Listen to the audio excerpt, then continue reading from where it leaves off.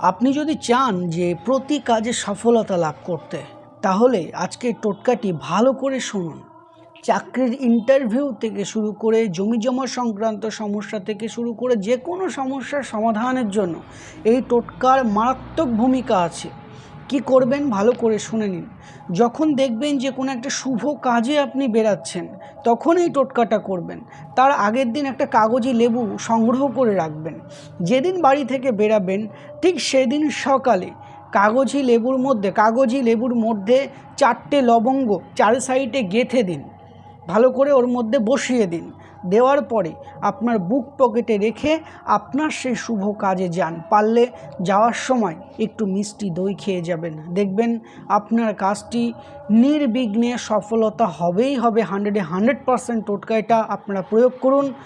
যখন প্রয়োজন হবে তখনই প্রয়োগ করুন, কোনো স্পেশাল দিন নেই। দারুণ।